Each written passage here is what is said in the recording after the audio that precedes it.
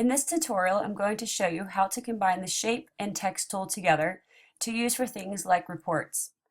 So over here on the toolbar, you'll see there's a shape icon that may look like a rectangle or may look like a rounded rectangle. It varies depending on which tool you've selected last. So I'm going to choose a more interesting shape, even though a square would make more sense for this design. This interesting custom shape is way more exciting to show for a demo. You can change that custom shape up here in the shape menu. So I'm going to stick with a splatter paint, and you click and drag and you make it whatever width or height you choose. Then when you let go, the color will be indicated by what you have chosen in the fill menu up here. I will make mine yellow. If you would like, you could have a no fill and then just create a border with the stroke button, or you could even create a fade by choosing one of the fades that are already given here in the window, or you can make your own by double clicking on the checkerboard and then choosing whichever color you want.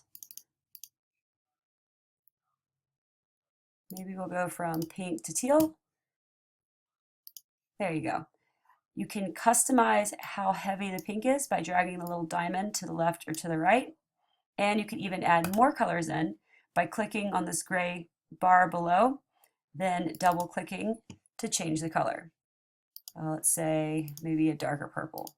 Sure, why not? Great, so this is a little busy for a report. So I'm going to stick with a solid color of yellow. Then over here, you can see that the stroke indicates what type of border you have. You could also do a gradient, so it goes from dark to light. You can customize the colors by clicking on these little arrows right here, or you could add more as well. But we're just going to choose a solid black outline.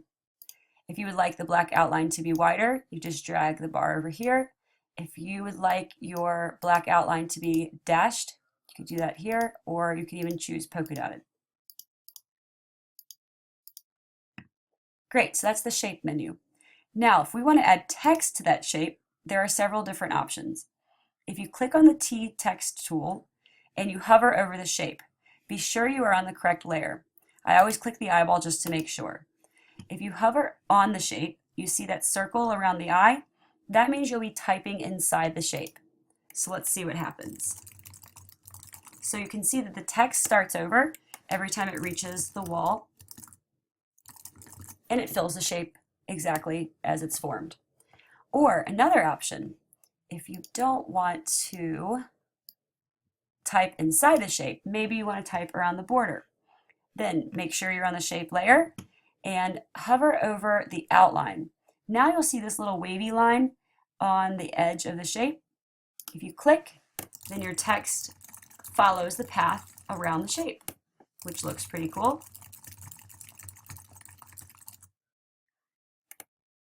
If you would like to change the style or color of that text, you have to select it, which is giving me a hard time. All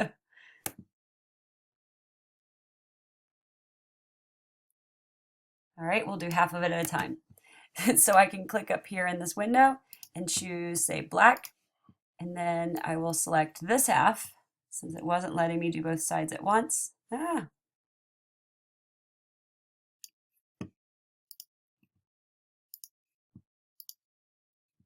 And then I'll choose the last bit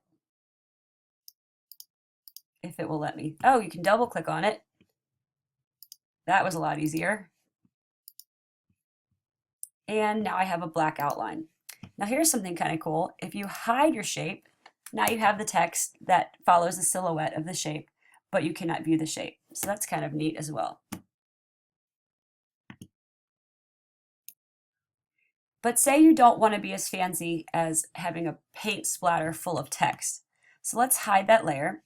What if you just want to make a rectangle and type inside it? Well, you do the same thing. You take the T tool and you can type inside, or you can type around, and it does the same thing as the shape tool. Now you want to make sure, because when I type here, you can't see the text. You want to make sure that your text color is a contrasting color. Notice that your color changed down here. It also changes up here, just the same.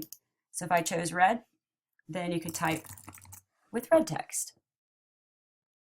Now what if you didn't want to type with the shape in the background? We'll hide these. Another option is you could just use the text tool. And then you see that square icon around the arrow.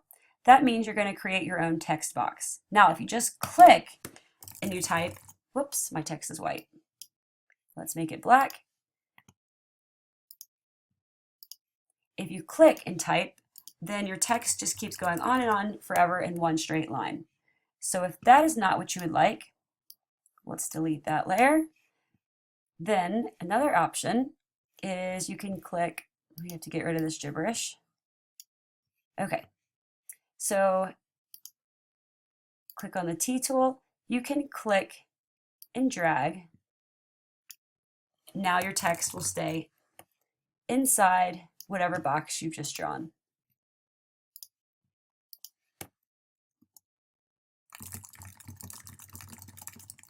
So that works great for reports. Don't forget, if you would like to add any type of special effects to your text, you can still do so underneath the FX. You can do bevel emboss or drop shadow or outer glow, but make sure that it has contrast so that you can read it, because the whole purpose of an informational magazine page is to portray information, so it's important the viewers can read it. Thanks.